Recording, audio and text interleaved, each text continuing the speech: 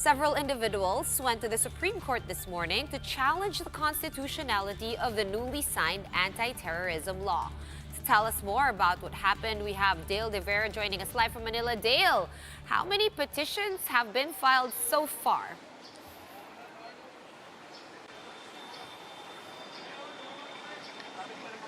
Sean, at least 4 petitions have been filed before the Supreme Court challenging the constitutionality of the newly signed Anti-Terrorism Act.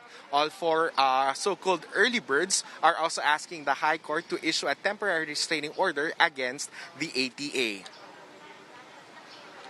A lawyers and civic leaders group led by Professor Howard Calleja and former Education Secretary Army Luistro was the first to physically file a petition before the High Court Monday morning. They say while threats to national security need to be addressed, the controversial law is crafted to be, quote, oppressive and inconsistent with the Constitution. The group initially submitted an electronic filing on Saturday. They seek to void at least 11 sections of the law, including the supposed vague definition of a terrorist. Meanwhile, Albay Representative Edsel Lagman also went to the Supreme Court this morning to question the legality of the entire terror law. He's the first lawmaker to file a petition against what he called a law replete with constitutional infirmities. Filing the third petition on Monday are 4 Eastern University law professors led by Dean Mel Santamaria, who argued that the government should focus on addressing the current health crisis instead. The group adds the ATL is feared to stifle academic freedom, as even legitimate criticisms against the government could be tagged as terrorism. For its part, the Makabayan Bloc in the lower house filed a fourth petition against the law just before noon on Monday. Sean, 4 other groups are expected to take their petitions to the High Court in the coming days. Meanwhile, Justice Secretary Menardo Guevara welcomes the filing of these petitions. He said the court's ruling will guide the DOJ and the Anti-Terrorism Council in the preparation of the law's IRR. Sean?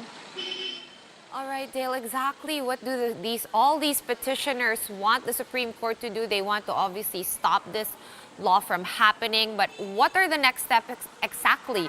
And can you give us a timeline of how this will go down, at least with the matters pending before the Supreme Court as well?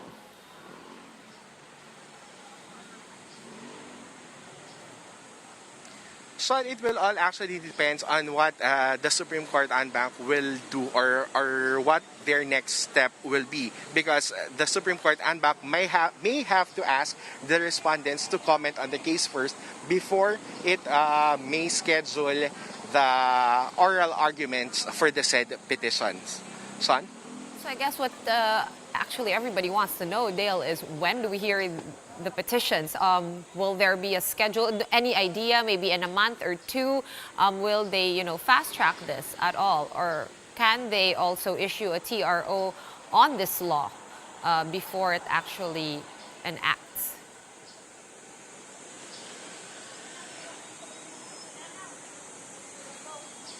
Yes, Sean. Actually, they may have to wait for the respondents to answer or comment on the petition before the Supreme Court may act on it. But if we recall on other petitions, oral arguments may have been set at least a month or 2 months after a petition has been filed. Sean? All right, so you mentioned there still are about 4 other groups that will be filing petitions in the coming days.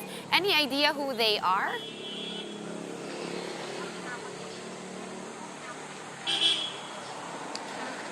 So at least 3 human rights groups, including the National Union of People's Lawyers and the PILC and the CLCL, will be filing petitions against the ATA after its implementation, as well as the group of former Senior Associate Justice Antonio Carpio is also expected to file to question the legality of the new law before the Supreme Court. Sean?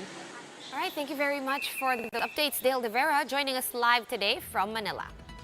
And here are other stories we're keeping our eyes on. The Philippine Coast Guard has filed criminal charges against the officials of the Hong Kong-flagged MV Vienna Wood.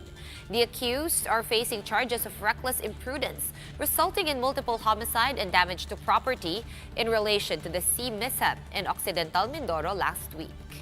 PNP Chief Archie Gamboa gives the PNP Internal Affairs Service 15 days to dismiss 2 Ilocos Sur policemen over their alleged involvement in the rape slay of a 15-year-old girl. The Ilocos Sur Police earlier filed murder charges against Police Senior Sergeants Randy Ramos and Marawi Torda. Hundreds of scientists from various countries are urging the World Health Organization to look into the claims that COVID-19 is airborne. This is according to a report by the New York Times. The WHO has time and again dispelled claims that SARS-CoV-2 is airborne. For more updates, follow News 5, the Philippine Star, and Business World online. Visit our website, onenews.ph, for more in-depth analysis. You can also catch One News on the Signal Play app. Register for a free account now at www.signalplay.com and stream One News live anytime, anywhere.